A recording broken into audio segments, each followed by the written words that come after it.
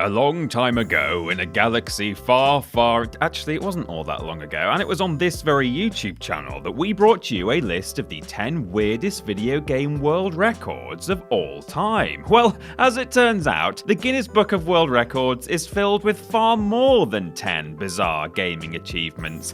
Who knew? Lucky for you, we're back to shed some light on even more of them. Gamers are a strange bunch, so it's perhaps unsurprising that they've attempted some peculiar things over the years, and developers are apparently no less weird. From unusual game ideas to mind-boggling feats of endurance, this list is but a glimpse of the breadth of strangeness that exists in the video game world. Some of these achievements are truly staggering and serve as a reminder of the determination that human beings possess. As for others, well, at least they were probably having fun while they did it. I don't know. So let's channel our inner Roy Castles, who nobody will be old enough to remember, including me, and look at some record breakers. Or record setters. I'm Peter from Triple Jump, and here are 10 more weird video game world records. Number 10. Most critically divisive video game. As video game critics ourselves, technically, we here at Triple Jump pay a lot of attention to the scores and ratings of the latest releases. Review scores aren't the be-all and end-all, of course, but they're usually a good indicator of a game's quality and what some of the more informed people in the industry think of it. I say usually because in the case of 2003's Postal 2, critics had absolutely no idea what to think. Postal 2 is...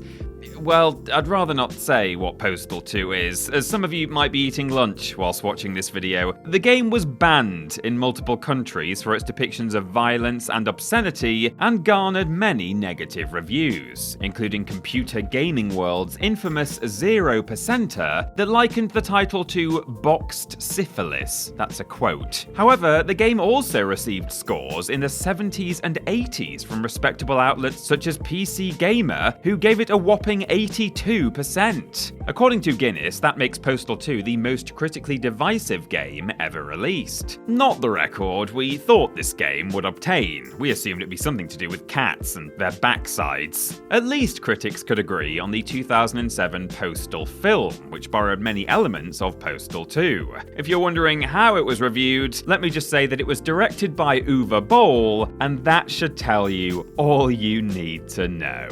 Number 9. Most full motion video footage in a video game. Full motion video, or FMV if you want to abbreviate this, refers to video sequences and cutscenes that have been rendered externally and then spliced into the game, as opposed to being rendered by the game's engine in real time. This gives us the likes of the creepy Tekken 1 intro, oh Jesus, but also is commonly associated with cheesy live-action footage. Oh, here we go. These interactive films often come under fire for being too simple and relying heavily on the gimmick rather than anything actually engaging. Obviously, these criticisms didn't bother developers Not Games when they decided to make Not for Broadcast. A propaganda simulator, Not for Broadcast lets players become a TV news director in a country run by an authoritarian government, choosing what to broadcast and what to censor under the pressure of a live television environment. All of the news footage in Not for Broadcast was shot using real actors, and because the game has multiple storylines and endings, the developers needed to film a lot of content. Almost 43 hours of it, in fact. That's too much. This means Not for Broadcast has the most FMV in video game history. A truly staggering achievement considering how much effort this amount of filming would have taken. The unique selling point paid off as the game received swathes of positive reviews from players and critics alike. PC Gamer even gave it 85 out of 100, which means they thought it was about as good as Postal 2.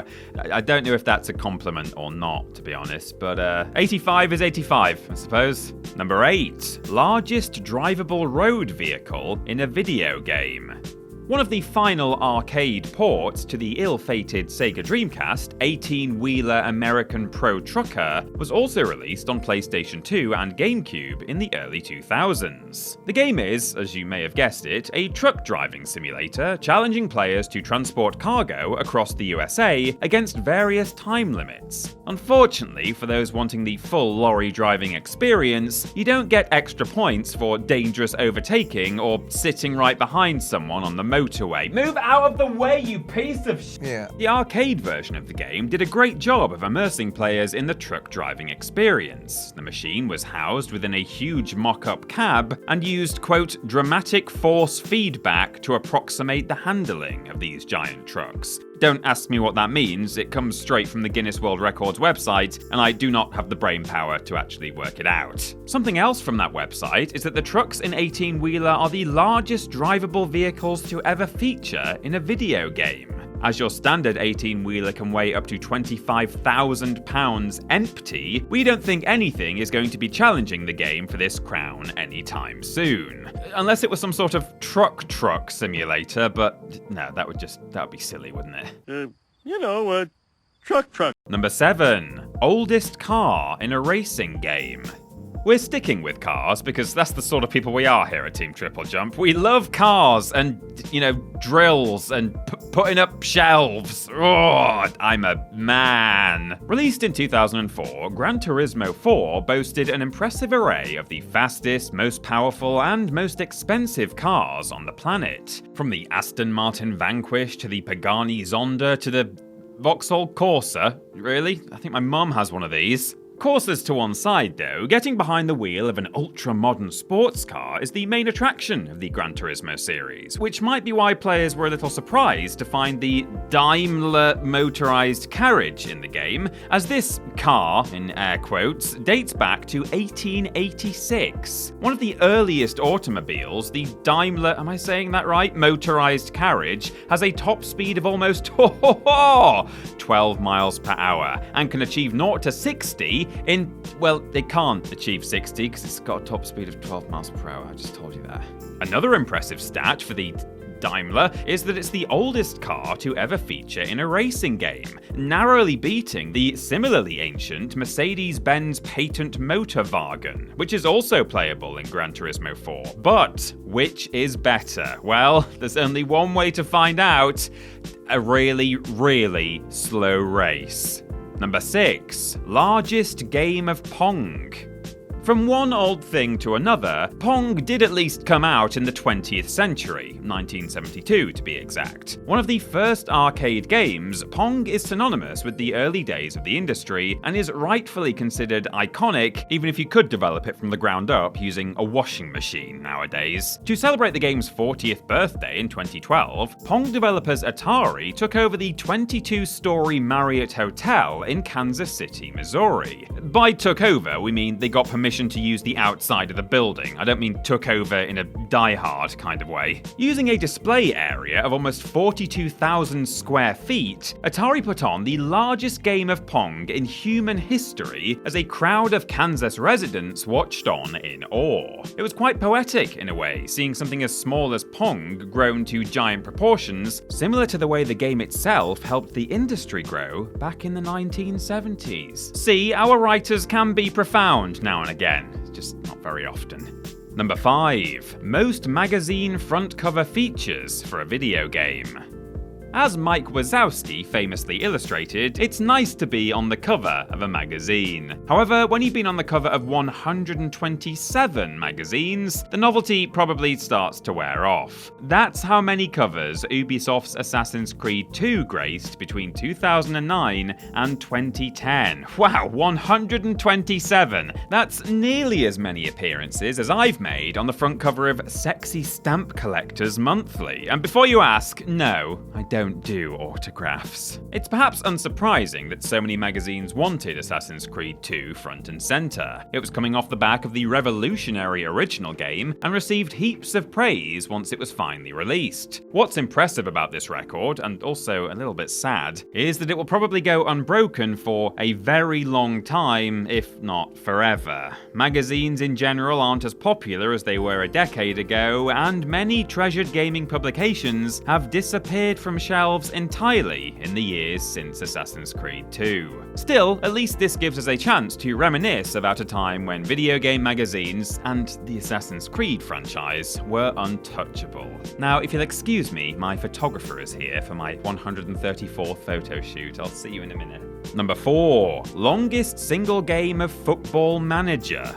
Football Manager is a game of skill, patience, and shouting at tiny pixelated men for kicking a tiny pixelated ball into a tiny pixelated net. But mostly it's about skill and patience. German football fan Sepp Heydel displayed these two qualities in excess when he claimed the Guinness World Record for the longest game of Football Manager in 2019. Heydel spent 333 in-game years standing on the virtual touchline. Heydel's career included 50 years as manager of Manchester United, 83 years as Hereford FC, and a whopping 200 years at Indian club Bengaluru. Some impressive statistics from Heydel's run include 729 different trophies won, over 42,500 goals scored, and almost £9.5 billion spent on players. That's almost as much money as we owe James Jenkins. Hashtag follow us on Facebook so we can pay James. These impressive stats prove that Sepp Heydel is clearly a man who knows and loves his football. Should let him take charge of England. Can't be much worse than the guy we've got now.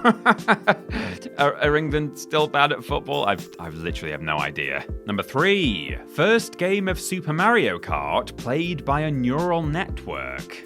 A neural network is a kind of artificial intelligence that observes human behavior and then mimics it. They're essentially robotic brains and will almost certainly gain sentience one day, rise up against us, and plunge the world into a violent human versus machine war. Admittedly, I did watch Terminator 2 last night, but it's gonna happen. Before they conquer the world, though, neural networks seemingly want to get good at Super Mario Kart, or at least that's the case for the one built by Seth Bling. His network essentially taught itself how to play the game, evolving with every failed attempt and learning from its mistakes in the same way a human brain does. Bling also built another neural network designed to be indistinguishable from a human being, mistakes and all. That system learned by watching 15 hours of Bling himself playing the game and then recreated his style. Okay, I'm gonna need to stop talking about this. I'm getting more and more paranoid by the second. I was gonna watch Terminator 3 tonight, but maybe I'll just stick with the Iron Giant instead. Nothing bad happens in that film, right?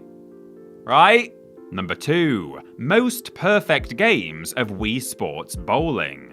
Wii Sports, the game responsible for more good memories and broken TVs than any other in history. Is that a record we can submit to Guinness? I don't know. Perhaps the most iconic mode in Wii Sports is bowling, largely due to your ability to throw the ball backwards into a crowd of terrified Miis. The next best thing a player can do in Wii Sports Bowling, though, is score a perfect game, which requires a strike with every single throw.